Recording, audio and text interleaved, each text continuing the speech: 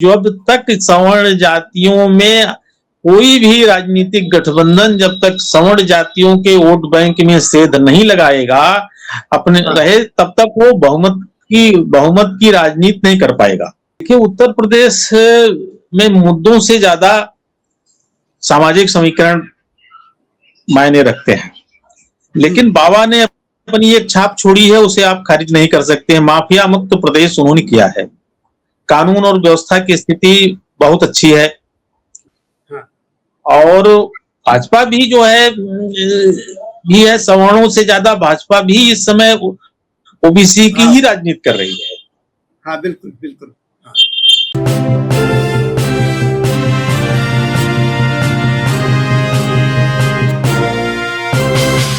नमस्कार, स्वागत है आपका मेरे सत्यमेव जयते चैनल में, और मैं हूं भारत की राजधानी नई दिल्ली से डॉक्टर हरीश चंद्र लखेड़ा। मेरे साथ हैं वरिष्ठ पत्रकार और लोक सत्य अखबार के पॉलिटिकल एडिटर वीवी त्रिपाठी जी।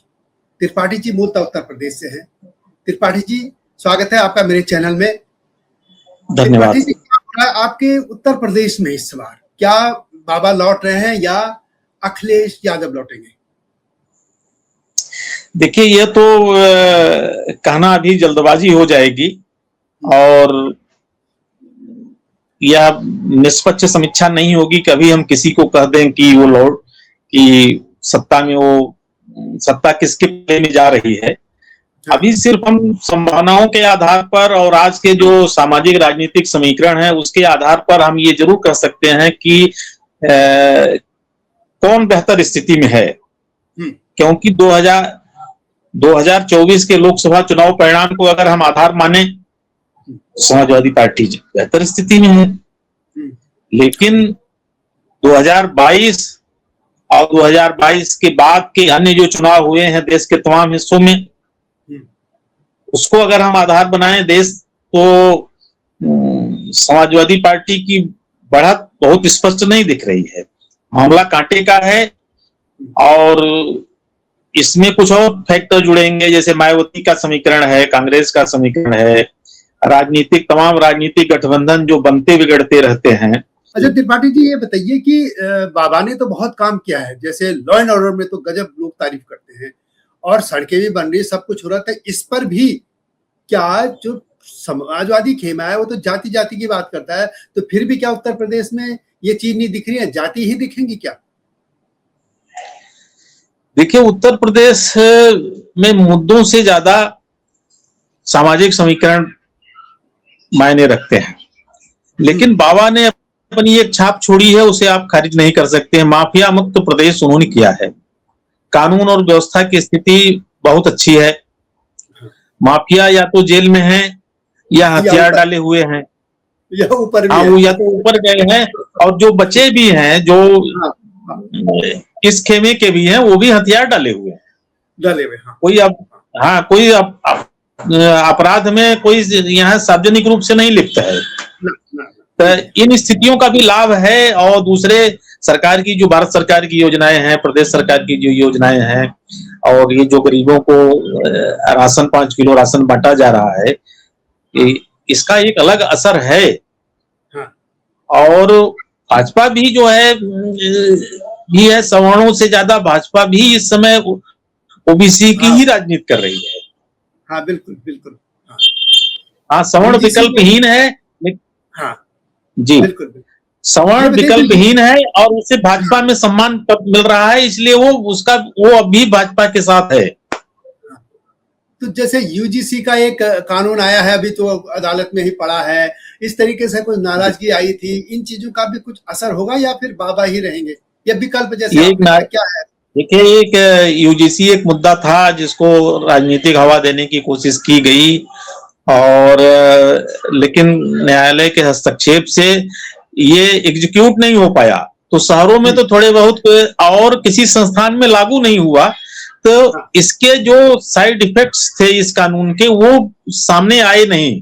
तो जनता धीरे धीरे जब चुनावी बाजार चलती है तो ये सब चीजें पीछे हट जाती है। अच्छा, एक और है जो SIR हुआ है, उसमें करीब 1.5 करोड़ वोट उत्तर प्रदेश में कटे हैं, और खुद मुख्यमंत्री कह रहे थे अपने जो उनके कार्यकर्ता हैं या जो माने जाते हैं उनके वोट बैंक है बीजेपी का कि अपने नाम लिखवाओ।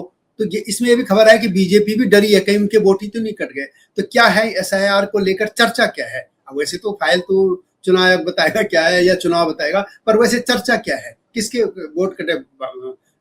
देखिए एसआईआर एक चुनावी सुधार की दिशा में एक बहुत अच्छा पहल है और इसका स्वागत किया जाना चाहिए। और एक ढंग से बोगस मतों की साफ सफाई हो रही है। तमाम लोग जो है एक कई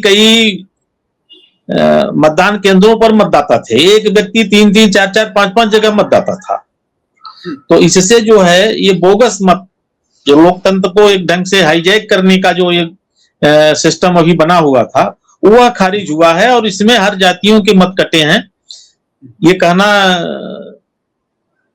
ठीक नहीं है कि केवल भाजपा के ही वोट कटे हैं, हर जाति के वोट कटे हैं। हाँ ठीक। अच्छा दूसरा ये बताइए कि जैसे अब जो भी चुनाव होगा माहौल जैसे इस समय बीजेपी के पक्ष में भी जा रहा है, लेकिन जो पूरा इंडिया गठबंधन जो अभी थोड़ा बहुत जिंदा भी है और जब से पश्चिम बंगाल में ममता बनर्जी हारी या और भी जो घटनाएं हुई जैसे उनके भतीजे के साथ भी जो कुछ हुआ है, तो इस तरीके से विपक्ष भी तो एकजुट हो रहा। तो यदि ये चुनाव होता है उत्तर प्रदेश ही पूरा सत्ता का तो वही से जाती है, तो यदि अभी इकट्ठे हुए तो क्या लगता है कि वहां पे दो खेमे मतलब मायावती भी रहेगी या दो ही खेमे रहेंगे और फिर दो खेमे होने पर क्या होगा? देखिए तीसरा खेमा मायावती जी और कांग्रेस मिलकर मायावती जी एक तीसरा खेमा बनाने की कोशिश कर रही हैं। अब वो कितना इसमें कामयाब होती हैं वो तो तात्कालिक परिस्थितियां बताएंगी। उसको एक सोशल इंजीनियरिंग करके और टिकटों का इसी तरह से वो वितरण करेंगी जिसमें ज्यादातर सवर्णों को टिकट देंगी, मुसलमानों को देंगी और जाटों मतों को वो फिर से अपनी तरफ जो उसमें कुछ दलित मतों में सेध लग चुका है उनके, वो उसको फिर से संगठित करने की कोशिश कर रही है।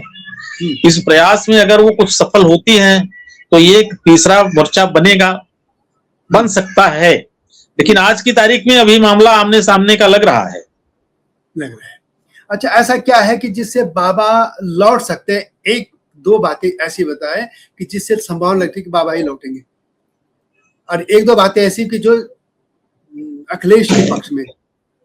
देखिए अखिलेश ने एक लाइन जो खींच दी वो अखिलेश के लिए फायदेमंद भी हो सकता है और नुकसान भी हो सकता है। पहली जो उन्होंने पीडीए की लाइन खींच दी, पहले वो ईएमआई समीकरण पर काम कर रहे थे तो उन्हें लग रहा था कि ईएमआई से हम सत्ता के करीब सत्ता नहीं हासिल कर पाएंगे, तो उन्होंने पीडीए कर दिया। पिछड़ा दलित अल्पसंख्यक। लेकिन पिछड़े में भी उनके पीडीए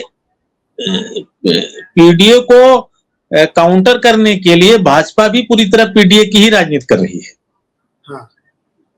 और उसका पीडीए में भी उसका सबसे ज्यादा फोकस भाजपा का पिछड़े गैर यादव पिछड़े दलों पिछली जातियों पर है, गैर यादव पिछड़ी जातियां। और तमाम सांगठनिक पदों पर लेकर उत्तर प्रदेश महिला आयोग से लेकर के जो भी आयोग हैं, जो भी संगठन के पद हैं, वहां आप देखेंगे कि गैर यादव पिछड़ी जात के लोग ही काबिज हुए हैं। अभी हाल में जो मंत्रिमंडल फेरबदल किया गया है उसमें भी यहाँ एक सवर्ण को छोड़ करके बाकी सारे पिछड़ी और दलित को ही मंत्रिमंडल में जगह दी गई है। तो इसका भी योगी सरकार को और भाजपा को ये एहसास है कि पीडीए की तरह पीडीए के माध्यम से जो ये बढ़त लेने की कोशिश कर रहे हैं उसको खारिज करने का वो पूरी तरह वो तैयारी कर चुके हैं। अच्छा ये बताइए कि जैसे प्रधानमंत्री मोदी का एक चेहरा है, उत्तराखंड की मैं बात करूंगा जैसे, तो वहां तो मोदी चेहरा बस है ना, बाकी कुछ नहीं। उत्तर प्रदेश में एक बाबा का चेहरा, तो मोदी चेहरा कितना चलेगा? देखिए उत्तर प्रदेश में भी सिर्फ बाबा के सहारे बेड़ा पार नहीं होगा, क्योंकि बाबा के अलावा मोदी एक प्लस जुड़ जाते हैं। मोदी एक लोगों में एक बेहतर प्रभाव रखते हैं जनता के बीच। हाँ, जनता के बीच उनका एक बेहतर प्रभाव है, उनकी छवि है, उनकी छवि के साथ बाबा की भी छवि जुड़ जाती है तो ये प्लस हो जाता है। अन्यथा बाबा के ऊपर कुछ आरोप भी लगते हैं, कुछ जातिगत राजनीति करने के भी आरोप लगते हैं। इस आधार पर अगर सिर्फ बाबा के चेहरे पर चुनाव लड़े जाए तो कुछ जातियां भाजपा से दूर भी हो सकती हैं, लेकिन जब मोदी फैक्टर उसमें जुड़ जाता है तो वो सारे मलाल जाति की वो सारी रेखाएं जो भेदभाव है खत्म हो जाता है। अच्छा, यदि इधर राहुल गांधी की हम बात करें, वो भी कांग्रेस के सर्वोच्च नेता हैं, राहुल गांधी का क्या असर होगा उत्तर प्रदेश में? राहुल गांधी देखिए, ये कांग्रेस की जो परंपरागत राजनीति थी उससे हट गए हैं। कांग्रेस की परंपरागत राजनीति सवर्ण, दलित और मुसलमान थे। और राहुल का फोकस अब पिछड़ी जातियों की बाहुल्य वाली जो राजनीतिक पार्टियां हैं उनके साथ जुड़ करके उनका भी फोकस पिछड़ी जातियां ही रह गई, तो उन्होंने अपने आप मैदान छोड़ दिया है। वो खुद ही उनकी चुनौती पूरी तरह खत्म हो गई। जैसे सवर्णों का वोट लेने की कोई कोशिश कांग्रेस की तरफ से नहीं हो रही है, तो वो वोट मजबूरी में भाजपा के साथ बने हुए हैं। लेकिन उत्तर प्रदेश के तो आंकड़े गजब है। उत्तर प्रदेश में तो ब्राह्मणी करीब 10-12% है ना। 12% ब्राह्मण, 3% भूमिहार और त्यागी। हाँ। और करीब 5% क्षत्रिय। हाँ। और वही 4-5% जो है कायस्थ और वैश्य समाज। हाँ। और जाट भी है, जाट भी तो है। हाँ, उसी जाट में भी है 1-1.5% जाटों की भी आबादी है पश्चिम उत्तर प्रदेश में। हाँ, तो कुल मिलाकर करीब 24%, 25% सवर्णों की आबादी उत्तर प्रदेश में है। सवर्णों का इग्नोर नहीं कर सकते। दलित आबादी तो इसीलिए तो बताया ना, 20% है दलित। इसीलिए तो आपको बता रहा हूं ना कि जब तक सवर्ण जातियों में कोई भी राजनीतिक गठबंधन जब तक सवर्ण जातियों के वोट बैंक में सेध नहीं लगाएगा अपने रहे, तब तक वो बहुमत की राजनीति नहीं कर पाएगा। और सवर्णों का आज की तारीख में भी झुकाव 95% झुकाव जो है भाजपा की तरफ ही है। जी, इतना परसेंट। तो इसका मतलब ये है कि एक तो धर्म की राजनीति होगी, जाति की राजनीति होगी और इसके अलावा विकास की राजनीति भी होगी। तो इन तमाम मामलों में तो खैर अभी इंतजार हम सभी करेंगे चुनाव तक, लेकिन लगता है कि अब बाबा अभी थोड़ा आगे दौड़ रहे हैं। मतलब कि अभी की स्थिति में यदि हम आज की बात करें तो इस समय बाबा जो है अखिलेश से थोड़ा आगे दिख रहे हैं। निश्चित रूप से बाबा अखिलेश से आगे दिख रहे हैं। अखिलेश का देखिए, अखिलेश का जो पैमाना नापने का है वो 2024 के लोकसभा चुनाव का है। हाँ। लेकिन 2024 का लोकसभा चुनाव एक आंकड़ा जरूर है, लेकिन वो जमीनी आंकड़ा नहीं है। 2024 में भाजपा को जो तमाम सीटों पर नुकसान हुआ वो उसके अति आत्मविश्वास से हुआ, क्योंकि कुछ तमाम ऐसे उम्मीदवार थे जिनको जनता कह रही थी कि हार जाएंगे, लेकिन पता नहीं किन कारणों से उन्हें राष्ट्रीय नेतृत्व ने टिकट दिया और वो चुनाव लड़े, हार गए। एक संविधान बदलने की बात की, तो क्या ये मुद्दा अब भी है कि लोग उन्हें फैला दिया? ना, अभी ये फिलहाल कोई मुद्दा नहीं है। ये अब इस समय कोई मुद्दा नहीं है। और एक चीज आपको ये भी बता दें कि लोकसभा चुनाव में तो चलिए कुछ हद तक मुद्दा मायने रखता है, और उत्तर प्रदेश के विधानसभा चुनाव जो है पूरी तरह सामाजिक मुद्दों पर लड़े जाते हैं। जैसे अभी आप देखिए, नीट में है, बेरोजगारी है, महंगाई है, ये तमाम मुद्दा विपक्ष बनाने की कोशिश कर रहा है, लेकिन ये मुद्दे चलेंगे नहीं। ये मुद्दे सामाजिक और राजनीतिक समीकरण, जातीय समीकरण जो है यही सबसे ऊपर रहेंगे, और इसी के आधार पर टिकट वितरण होगा और इसी के आधार पर चुनाव परिणाम आएगा। हाँ, क्योंकि हम दिल्ली में देख चुके हैं कि शीला दीक्षित ने बहुत काम किया था लेकिन चुनाव हार गई नए नेता से, अरविंद केजरीवाल से। तो ये भी है कि वाकई में उत्तर प्रदेश में हम सिर्फ इस पे कि बाबा ने बहुत अच्छा काम किया, लॉ एंड ऑर्डर ठीक कर दिया, इसी पर जीत की गारंटी नहीं मान सकते। मेन बिल्कुल नहीं, यानी कि जातियां उत्तर प्रदेश में भी काम करेंगी। देखिए, जातीय यहाँ संगठन और टिकट वितरण बहुत मायने रखता है। जैसे ये संजय निषाद की पार्टी है, निषाद पार्टी है, और ओम प्रकाश राजभर की सोहेल देव यहाँ समाजवादी पार्टी है।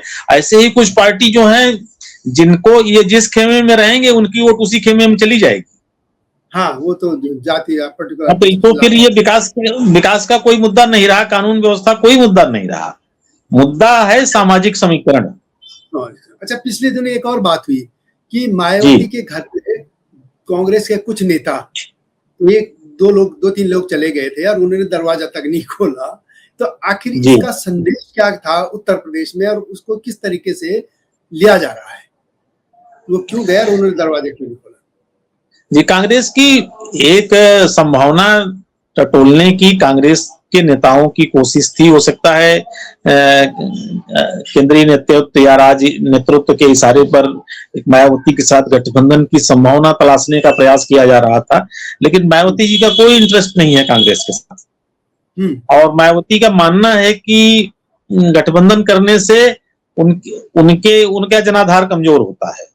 सपा के साथ एक दो बार जो उनका गठबंधन हुआ वो अनुभव मायावती को अच्छा नहीं रहा, और इसमें चूंकि उनका जनाधार वैसे भी खतरे में है तो मायावती किसी से गठबंधन नहीं करेंगे। अच्छा, अंत में एक और सवाल कि जो यादव वोट बैंक अखिलेश यादव का या बिहार में लालू यादव का रहा है, लेकिन बीजेपी ने प्रयोग किया मध्य प्रदेश में, मोहन यादव सीएम बनाए, क्या उसका असर पड़ेगा उत्तर प्रदेश में? देखिए, यह एक प्रयास जरूर था भाजपा का कि मोहन यादव के सहारे हम समीवर्ती राज्य बिहार और उत्तर प्रदेश को साधने की कोशिश करेंगे, लेकिन यह प्रयोग कारगर नहीं होगा। यादव मतों को अभी भी समाजवादी पार्टी से अलग ले जाना बहुत टेढ़ी खीर होगी। जी, तो त्रिपाठी जी, आप मेरे चैनल में आए, बहुत बहुत धन्यवाद। आप सभी से अनुरोध है कि मेरे चैनल को देखिएगा और वीडियो आप पसंद आए तो शेयर भी कीजिए, लाइक भी कीजिए। जल्दी आएंगे नए मुद्दे के साथ, तब तक नमस्कार। हिमालय पे पेड़ हो तो गीत गाएंगी नदियाँ, गीत गाएंगी नदियाँ। पेड़ों पे चिड़िया है तो गीत गाएंगी नदियाँ, पेड़ों पे चिड़िया है तो गीत गाएंगी नदियाँ। माँ की लोरी जैसे होते हैं नदियों के गीत।